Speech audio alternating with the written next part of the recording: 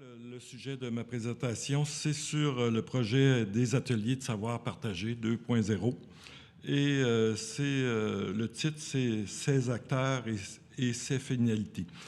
Alors, c'est plus dans une optique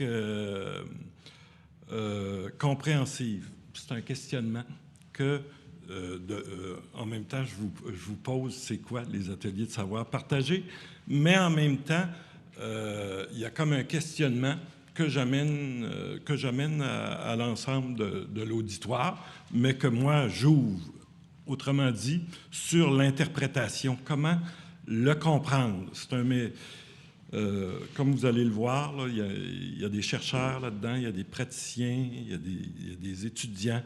Alors, c'est toute une hybridation. Et ce dispositif-là, alors, c'est une volonté d'essayer de le comprendre. Ouais. Je vais essayer de comprendre comment fonctionner avec mon ordinateur aussi. Ah, ça y est.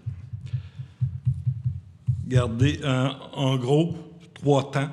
À un moment donné, moi, je vous présente le dispositif des ateliers de savoir partagé comme étant 5 communautés en interaction. Et c'est cette interaction-là qui crée l'originalité de ce dispositif-là. Et ensuite, je dis l'enjeu de la construction des acteurs et de leur mise en lien. Alors, c'est déjà des acteurs constitués, mais qui sont en évolution. Alors, comment et le projet vise à ça, à consolider des acteurs de développement territorial. Et enfin, j'amène toute la question plus sur la production de l'action et la production de la recherche, la production des connaissances et de voir les processus d'hybridation qu'il y a là-dedans et qui fait l'originalité des ateliers. Peut-être pour les ateliers de savoir partagé, je vais être... Wow! Alors, le premier point, moi je vous dis, les ateliers de savoir partagé, c'est un dispositif de 5 communautés en interaction. Nous sommes dans le développement territorial rural. C'est la ruralité au Québec. Et il y a 3 communautés qui sont territoriales. Et c'est le village de Saint-Camille en Estrie. Et c'est, disons, les villages de la MRC de Bellechasse, qui est au sud de Lévis, et le village du Petit-Saguenay. Ça nous fait déjà 3 communautés. Et ici, on pose les chercheurs comme étant une communauté aussi. C'est des chercheurs du CRISE. Je pense qu'on est-tu 6? Je sais pas, Hein? OK. Bon. Alors, mais une des particularités de tout le projet, c'est qu'il fonctionne en tandem. Il y a toujours des chercheurs et des praticiens.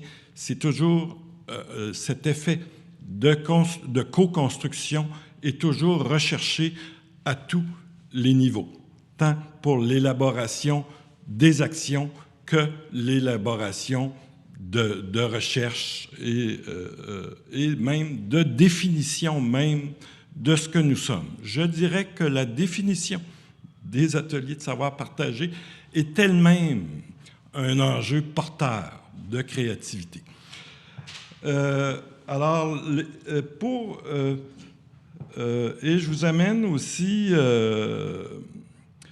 essayer pour comprendre chacun de ces acteurs-là. Ma perspective est symbolique, beaucoup identitaire, de comprendre c'est quoi symboliquement que sont ces acteurs-là.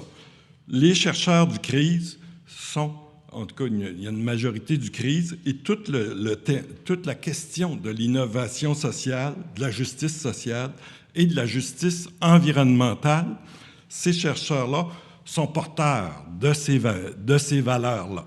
Alors, c'est un point qui est assez important et de transformation sociale et d'innovation sociale. Alors, une grande ouverture vers là. Et il y a aussi le TIES, l'organisme Territoire innovant en économie sociale et solidaire, qui, lui, a un mandat c'est un organisme de liaison et de transfert. Alors, le transfert des connaissances, le transfert des pratiques. Alors, il y a tout ce côté-là qui est là, et le développement territorial. Et ici, on est plus dans le développement territorial rural, plus spécifiquement. Alors, ces chercheurs-là et ces agents de transfert-là, avec leur mandat, arrivent, s'intéressent à l'innovation plus largement, mais là arrivent sur des terrains empiriques réels, je veux dire. Et il faut voir que chacun de ces terrains-là est différent et ne commence pas à exister avec l'arrivée des chercheurs. Il y a déjà une histoire, une expérience qui est là et des visées de développement qui étaient en cours quand le projet des ateliers de savoir partagé vient s'inscrire là. Alors, tout ce côté-là, spatio-temporel, réel, est important pour savoir comment que la recherche et la production d'actions arrivent là-dedans. J'ai écrit espace d'expérience et horizon d'attente pour montrer la temporalité de ces acteurs-là ont des expériences de développement dans le passé et ont des visées dans le futur. Ces visées-là peuvent être optimistes ou peuvent être aussi empreintes d'un certain pessimisme. Mais toute cette interprétation-là de soi, que ce soit vers le passé ou vers le futur, est comme un enjeu dans le développement territorial. Alors, je vous invite.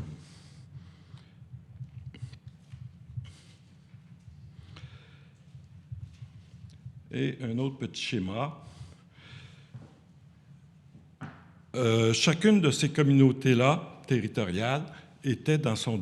Même si la recherche n'était pas là et même si le TIES n'était pas là, était dans des processus de développement, de s'en aller.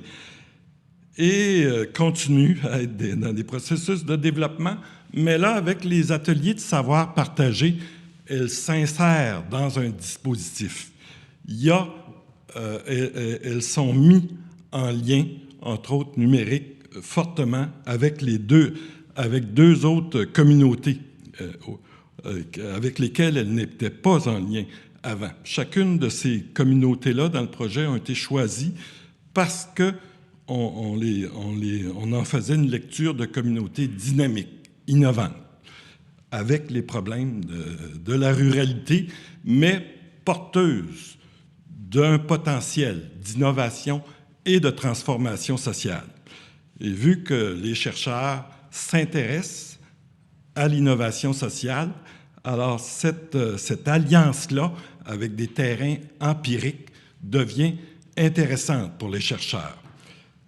Pour les communautés, d'avoir des chercheurs connaisseurs sur le plan de l'innovation sociale, c'est un accompagnement quand on est en train de se construire, d'essayer de se développer, qui devient intéressant. Qu'il y ait un organisme de liaison et de transfert capable d'ouvrir l'espace, qui favorise les mises en lien, qui favorise aussi éventuellement de créer des espaces d'interaction encore plus larges que ça. Comme dans le projet S Montréal, il y a l'idée de créer un forum provincial à la fin de l'expérience, en 2021. Alors, je vous amène sur... il y a une visée, je l'aborde plus sur le côté symbolique, la question de l'action, la construction des acteurs. Toute action matérielle de développement porte aussi une structure symbolique d'action. J'insiste plus sur cette structure symbolique d'action-là. Alors, je vous amène ici, petit schéma sur l'identité narrative et la construction des acteurs. C'est la temporalité de l'acteur et l'interprétation, le rapport à lui-même et le rapport aux autres, et ce qu'il prétend être, ce qu'il pense qu'il est capable d'incarner dans le futur. Dans une vision herméneutique du développement, nous sommes toujours notre passé, la manière que nous interprétons notre passé, la manière que nous nous le racontons, est toujours une interprétation. Il est factuel, notre passé, mais dépendamment de où on s'en va dans le futur, parfois on peut avoir une lecture très généreuse de notre passé, toujours sélective, à tout moment, on choisit des moments, mais le passé, dans le réel, n'existe pas. Il n'existe plus. L'avenir non plus n'existe plus. Il y a juste le présent qui reste. Mais comme de raison, on se représente un et l'autre, et c'est ce qui guide notre action et qui nous sommes dans le présent. Alors, tout ce jeu-là est important dans le développement territorial. Et toute action, entreprise, de projet mise sur une interprétation de soi est souvent comme une gageure. Nous sommes capables, nous allons vers là. Et nous pensons que nous sommes capables. Et nous le pensons à tel point qu'on s'investit dans notre temps, dans nos ressources, dans notre argent pour aller vers là. Et c'est un discours, ça, de mettre son temps, ses énergies et de mobiliser des ressources. Faut voir le côté herméneutique n'est pas qu'un discours de surplomb. C'est des actes qui sont le réel témoin. Alors, je vous amenais ce petit... Et pour le dernier point de mon point,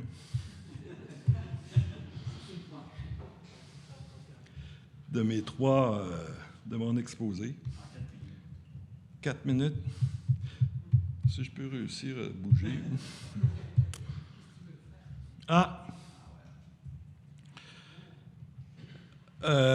Des finalités distinctes en hybridation. Le dispositif des ateliers de savoir partagé, toujours, je vous ai dit, c'est des phénomènes de coproduction. Coproduction entre 5 communautés, entre les 3 territoires qui sont là, mais aussi la communauté des chercheurs et la communauté des agents, disons, de transfert. Alors, il y a une coproduction de savoir utile à l'action.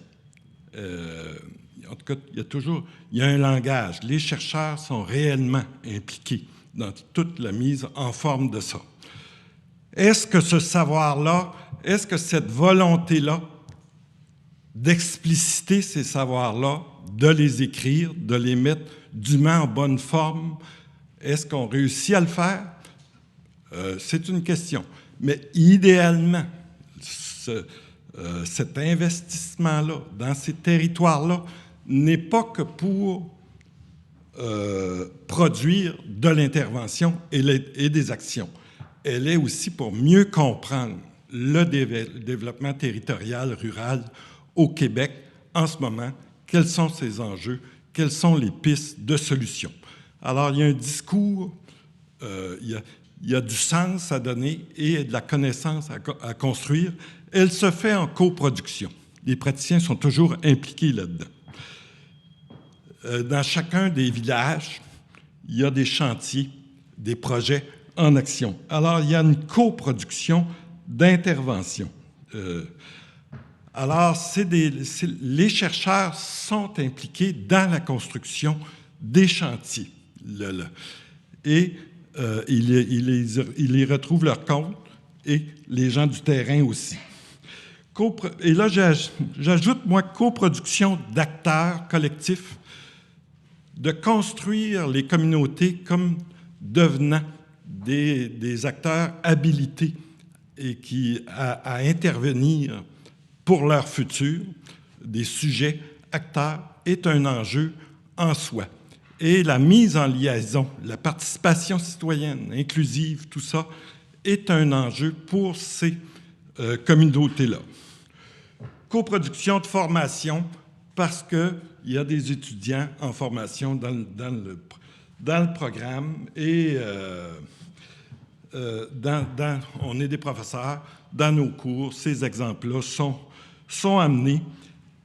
Et je disais, coproduction d'acteurs, il y a toute une dimension d'auto-apprentissage des communautés là-dedans qui est très importante. Alors, ces trois sortes d'actions, production de connaissances, production d'action, production d'acteurs et d'apprentissage sont importantes. Pour finir mon petit... alors, vous ne voyez pas le haut, là, mais vous vous en souvenez. Alors, pour les chercheurs, pour la connaissance, la compréhension du développement territorial et une théorisation sur l'intervention communautaire territoriale au Québec en 2020-2021, c'est un enjeu de venir avoir un discours qui colle à la réalité et qui génère de la transformation sociale. Pour l'action, l'établissement de projets de développement, l'action de mobilisation citoyenne, la construction des identités d'acteurs, pour les gens praticiens sur le terrain, c'est important d'en arriver à ça.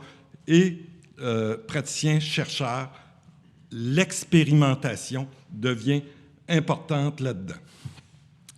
Apprentissage collectif, formation d'étudiants pour les...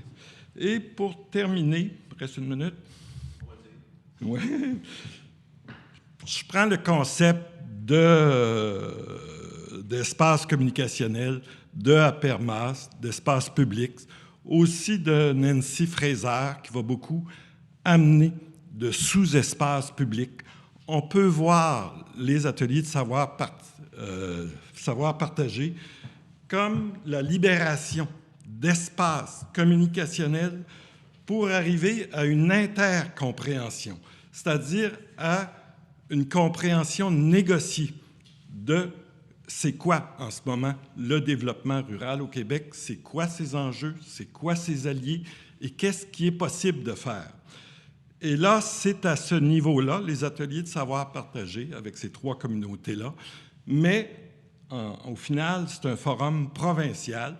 Et on voit qu'il y a l'idée de faire des ateliers de savoir partager 3 et d'agrandir cet espace-là et d'en faire un espace intercommunicationnel, je dirais, habilitant, qui prend de plus en plus de pouvoir. Merci.